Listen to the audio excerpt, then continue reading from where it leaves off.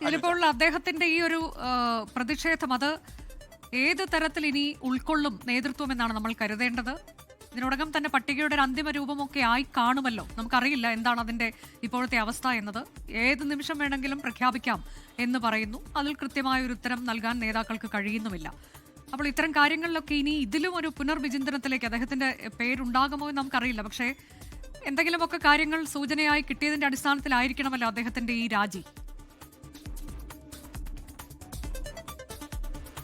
അതെ, തീർച്ചയായിട്ടും ഈ ഒരു ലിസ്റ്റിൽ പേരില്ല എന്നുള്ളത് കൃത്യമായി തിരിച്ചറിഞ്ഞതിന്റെ കൂടി പശ്ചാത്തലത്തിലായിരിക്കണം ഈ രാജി. കാരണം ഇവിടെ എന്നല്ല മറ്റൊരു സ്ഥലത്തും KSUവിന്റെ ഭാരവാഹികൾക്ക് പരിഗണന ലഭിച്ചില്ല എന്നുള്ളതൊരു ബോധ്യം പെട്ടതിന്റെ കൂടി അടിസ്ഥാനത്തിലായിരിക്കും. പക്ഷേ ഇന്ന് വൈകുന്നേരമാണ് ഈ ലിസ്റ്റ് പുറത്തു വരേണ്ടത്. അതിലേറെക്കുറെ തീരുമാനമായിരിക്കുന്നു. കേരളത്തിലെ നേതാക്കളെല്ലാം തന്നെ തിരിച്ച് മടങ്ങിയെത്തിയിരിക്കുന്നു. ഈ ഒരു ഘട്ടത്തിൽ ഇനി വലിയ മാറ്റങ്ങളൊന്നും തന്നെ അതിൽ വരാനില്ല. കാരണം സമവായം അനുനയിപ്പിക്കേണ്ട ആളുകളുടെ പട്ടിക നീണ്ട് നിവർന്നു കിടക്കുകയാണ് കോൺഗ്രസിനെ സംബന്ധിച്ച്. അതിൽ കെ സുധാകരനും അടൂർ പ്രകാശം ഉൾപ്പെടെ അതൊരു വലിയ നിരയായിട്ടുണ്ട്. അപ്പോൾ എത്രത്തോളം അലോഷ്യസ് സേവ്യറിന്റെയും ഭാരവാഹികളുടെയും ഈ ഒരു എതിർപ്പ് കൂടി ഇനി കോൺഗ്രസ് പരിഹരിക്കുമെന്നുള്ളതും കണ്ടറിയേണ്ടതുണ്ട്. ഇങ്ങനെ ഒരു ഘട്ടത്തിൽ ഇനി മുന്നോട്ട് ഈ അതിർത്തിയുമായി മുന്നോട്ട് പോകാൻ കഴിയില്ല. ഈ ഒരു സ്ഥാനത്തിരിക്കുമ്പോൾ KSUവിന്റെ ആ ഒരു ആത്മാഭിമാനം സംരക്ഷിക്കാൻ തനിക്ക് കഴിഞ്ഞില്ല എന്നുള്ളതിന്റെ കൂടി പശ്ചാത്തലത്തിലാണ് രാജി സമർപ്പിക്കുന്നത്. പക്ഷേ ഈ രാജിയോട് നേതൃത്വം ഇനി എങ്ങനെയാണ് അല്ലെങ്കിൽ അനുനയിപ്പിക്കാനുള്ള എന്തെങ്കിലും ശ്രമം, എന്തെങ്കിലും സ്ഥാനങ്ങൾ എന്തെങ്കിലും പറഞ്ഞുകൊണ്ട് അതിനെന്തെങ്കിലും ഒരു മാറ്റം ഉണ്ടാവാനുള്ള സാധ്യതയുണ്ടോ എന്നുള്ളത്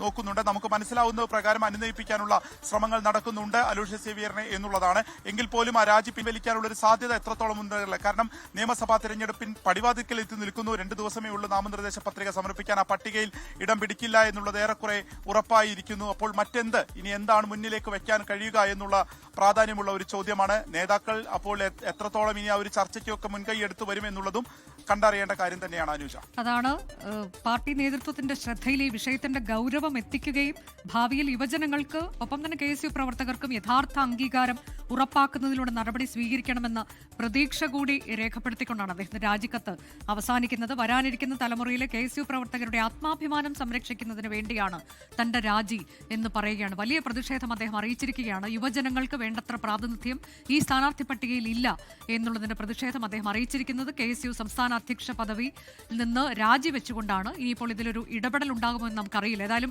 വ്യക്തിപരമായി അദ്ദേഹത്തെ ഇടുക്കി, പൂഞ്ഞാറൊപ്പം പീരുമേട് സീറ്റുകളിലേക്കൊക്കെ പരിഗണിച്ചിരുന്നു എന്ന് നമുക്കറിയാം. പലയിടങ്ങളിൽ നിന്നും വലിയ പ്രതിഷേധം, പോസ്റ്ററുകൾ, കെട്ടിയിറക്കിയ സ്ഥാനാർത്ഥി വേണ്ട എന്നൊക്കെയുള്ള പ്രതിഷേധങ്ങളൊക്കെ ഇറങ്ങിയതും നമുക്കറിയാവുന്നതാണ്. ഏതായാലും അദ്ദേഹത്തിന്റെ പേര് ഉണ്ടാകില്ല ഈ പട്ടികയിൽ എന്നതിന്റെ സൂചനകളും പുറത്തു വരുന്നുണ്ട്. ഒപ്പം തന്നെ യുവജനങ്ങൾക്ക് അർഹമായ പ്രാതിനിധ്യം നൽകിയില്ല, KSU പ്രവർത്തകർക്ക് പ്രാതിനിധ്യം നൽകിയില്ല എന്നത് ചൂണ്ടിക്കാട്ടിയാണ് അദ്ദേഹം ഒരു വ്യക്തിപരമായ വിഷയം എന്നതിനപ്പുറത്തേക്ക് തന്റെ രാജി ആത്മാഭിമാനം സംരക്ഷിക്കുന്നതിന് വേണ്ടി, യുവജനങ്ങളുടെ KSU പ്രവർത്തകരുടെ ആത്മാഭിമാനം സംരക്ഷിക്കുന്നതിന് വേണ്ടി താൻ രാജിവെക്കുന്നു. ലോകത്തെവിടെയായാലും ഏത് സമയത്തും 24 വാർത്തകളും ഓഗ്മെന്റഡ് റിയാലിറ്റി പാക്കേജുകളും എക്സ്പ്ലെയിനറുകളും വിശദമായി കാണാൻ ഞങ്ങളുടെ YouTube ചാനൽ നിങ്ങൾക്ക് സബ്സ്ക്രൈബ് ചെയ്യാം.